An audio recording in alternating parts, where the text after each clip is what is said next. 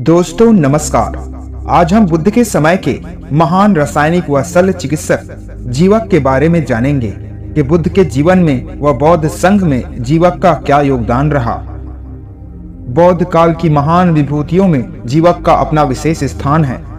वह उस युग का बड़ा महान रासायनिक व शल्य चिकित्सक था। इसके अलावा वह भगवान गौतम बुद्ध का महान भक्त व दानी था।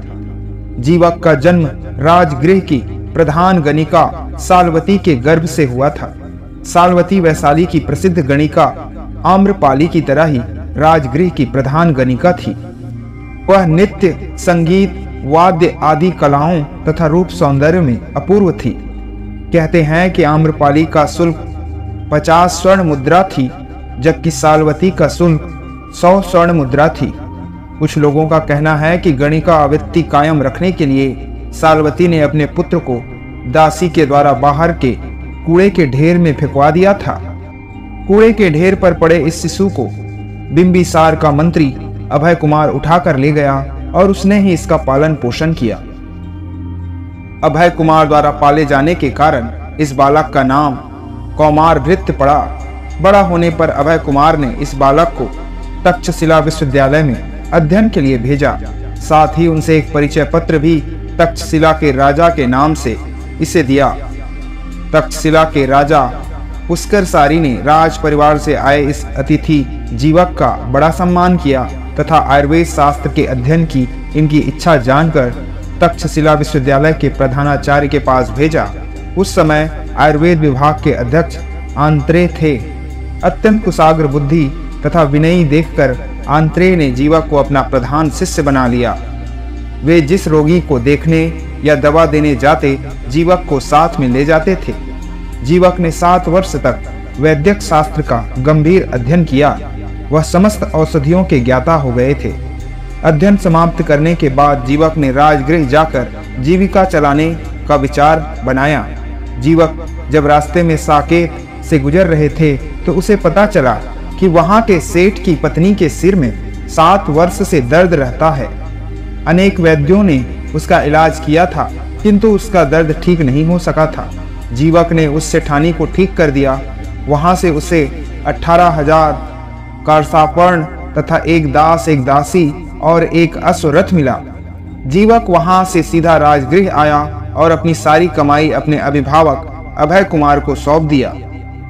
इन 16,000 कारसापर्ण से अभय कुमार ने जीवक के निवास के लिए एक महल बनवाया। एक वैद्य के रूप में जीवक की ख्याति दूर दूर तक फैल गई थी। बिंबिसार के पुराने रोग भगंदर को जीवक ने एक ही लेप में सही कर दिया था। कहते हैं कि बिंबिसार ने प्रसन्न होकर 500 स्त्रियों को आभूषण से सजवाया और फिर उन समस्त आभूषणों को उतरवाकर पारितोषिक के रूप में जीवक को दे दिया, लेकिन उन्होंने एक भी आभूषण नहीं लिया। बिंबिसार तब और भी प्रसन्न हुआ और उसने जीवक को अपने राजवैद्य के पद पर प्रतिष्ठित किया। राजगृह के सेठ के सिर में 7 वर्ष से पीड़ा रहती थी और बड़े बड़े वैद्य उसका इलाज नहीं कर सके थे। जीवक ने रोग को तुरंत पकड़ लिया। उसने सेठ की खोपड़ी को चीरा लगाया और उसके अंदर से 2 कीड़े निकाले। बाद में खोपड़ी की सिलाई कर उस पर दवा का लेप लगा दिया। 21 दिन में ही सेठ स्वस्थ हो गए। उसने पारितोषिक के रूप में जीवक को 1 लाख मुद्राएं दी। जीवक की ख्याति इतनी फैल गई थी कि दूर दूर से लोग उसके पास इलाज के लिए आते थे। वाराणसी के सेठ के पेट में बीमारी थी। जीवक ने उसके पेट का भी ऑपरेशन किया और उसकी आंत में पड़ गई गांठ को निकाला। बाद में उसके पेट की खाल को सिलकर उस पर दवा लगा दी। उस सेठ ने भी जीवक को बहुत सारा धन उपहार स्वरूप दिया। अवंती के राजा चंद्रप्रभोत के पांडु रोग का इलाज भी जीवक ने किया था।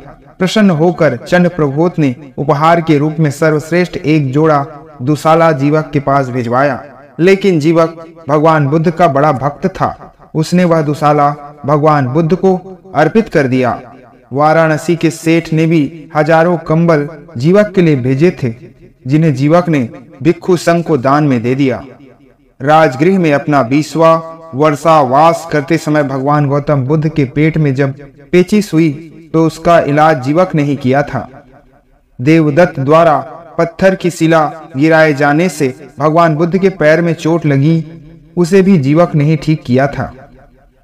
धन्वंतरी को आयुर्वेद का जनक माना जाता है, लेकिन जीवक इतना प्रसिद्ध और महान वैद्य था कि उसे अपने जमाने का धन्वंतरी कहा जाने लगा। भगवान बुद्ध और उनके धर्म में जीवक की भक्ति अतुलनीय थी। भिक्षु संघ के निवास के लिए उसने अपनी आम्र वाटिका भिक्षु संघ को दान में दे दिया। भगवान बुद्ध जीवक को बहुत मानते थे।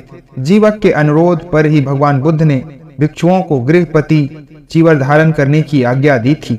जीवक जैसे महत्वपूर्ण व्यक्ति का बौद्ध धर्म में दीक्षित होना निस्संदेह बौद्ध धर्म के इतिहास की एक महान घटना थी। धन्यवाद। ऐसे ही बुद्ध से जुड़ी कहानियों के लिए हमारे चैनल को लाइक, शेयर और सब्सक्राइब जरूर करें।